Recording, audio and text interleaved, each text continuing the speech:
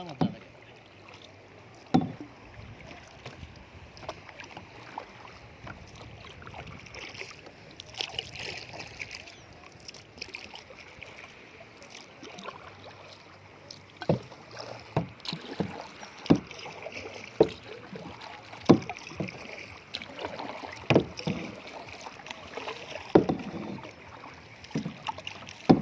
मेरा वीडियो लो, बंद कर दो और मेरा लो।